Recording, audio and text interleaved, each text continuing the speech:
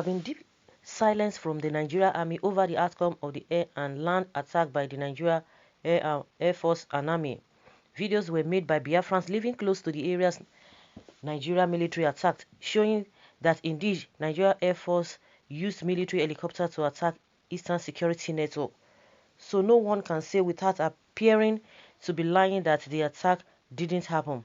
But since the attack happened, Nigeria military that are good at bragging with those they killed have remained silent. And I've come to the conclusion that it might be that actually they were the ones that suffered casualties. For Nigeria Army to invade Eastern Security Network and without brandishing picture and videos of the area or parade people being killed or arrested is a sign that they are randomly defeated by the Eastern Security Network. The words of Governor Hope Uzodinma after the attack also proved to an extent the same point. He called Eastern Security Network hoodlums and at the same time said they must be treated as murderers. The question you have to ask yourself is this: who did Eastern Security Network murder? Eastern Security Network only drives Ñ'Ãřmy out of a forest. Could it be that those that went to kill Eastern Security Network members actually got what they bargained for? Is that why the governor called them murderers? But can a man on self-defense be tagged as a murderer? The questions that we keep haunting Nigeria government and her military are these: why attack Eastern Security and not bandits? Why attack Eastern Security Network and not Fulani Ñ'Ãřmy terrorists? Well, good and fine. Of course, we've not even heard so much from them, and these are valid questions. Anyway, these are valid questions. Of course, the whole thing happened. I wouldn't know, maybe because of. Well, I don't think so, because the attack happened a day or 2 days after the crash that happened on Sunday. The military jets that crashed on Sunday, because I don't think that is the reason why they never. Maybe they are overwhelmed with that. But as soon as the attack was carried on, that Tuesday or 2 days before that, the crash incident, they would have been able to say something. And the silence of Uzodinma too is something that is that needs to be taken into consideration. And come to think of it, after the attack, that was when the crash from the military occurred. And again, this man, the governor and Okorocha, they have been going back and forth, back and forth, back and forth. You can imagine such a thing. They are went with other problems anyway, because they are supposed to focus on the insecurity that has been giving us a tough time as a country. No, you see how they are negotiating, they are giving money, they are doing all of that. Even the federal government came out yesterday and told us that there's nothing wrong in negotiating with them. Like, seriously, let them continue. Let them continue. Well, Nigeria is under demonic regime. If you are evil, you on the right path. Okay, if you're an evil person, you're on the right path. Of course, that is the negotiation that is going on between them and the so-called bandit. But if you are righteous, they will attack you and they will spend their last blood and finish you. But one thing is sure: evil cannot overcome good. That is someone's opinion concerning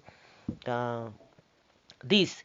The cowardly Nigeria Army should bring it on. The harder they come, the more they fall. When they can't even win Boko Haram for 10 years, it only took Chad 3 days.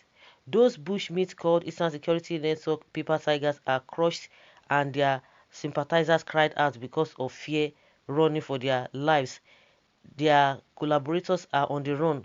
Some are arrested. What do you want to hear from the army? That's the question someone is asking you. You are now the Nigeria Army that's supposed to speak for themselves.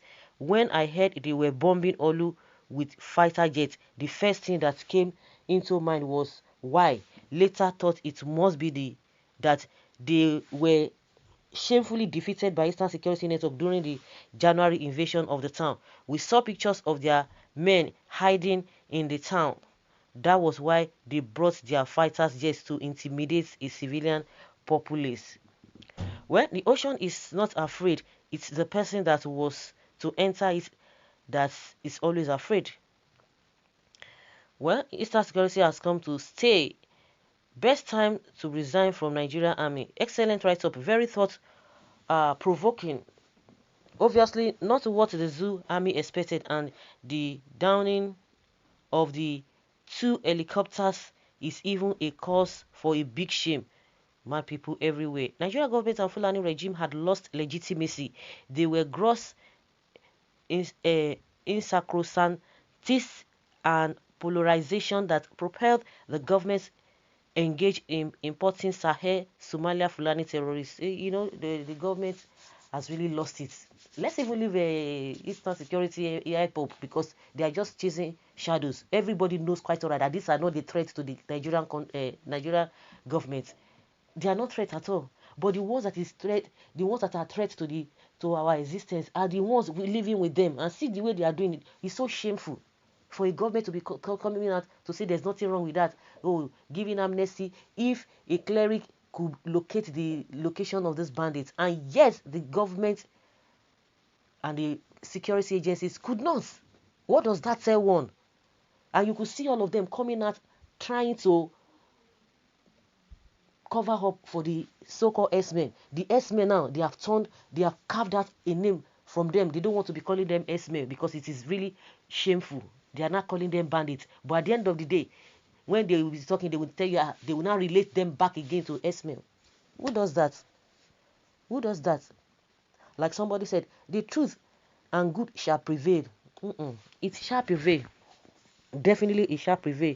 So there's no need of trying to be panicking and whatever. The reason why the people were showing those videos is to know for the whole world to know what they have been doing.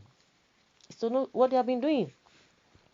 As for Uzodimma, let him continue with what he's doing. Definitely, whatever you do, you must surely reap.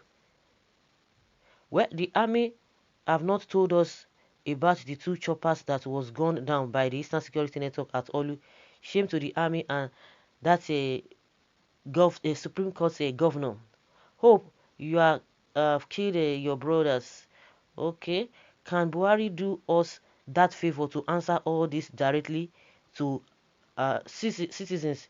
They can't attack them because they are very ones organizing. They are the one organizing them. These bandits and S-men carry out the main agenda of this government, and so can't be touched. Well, my brother, these your questions deserve answers. Very good questions. Yes, very, very good questions deserve or begging for answers.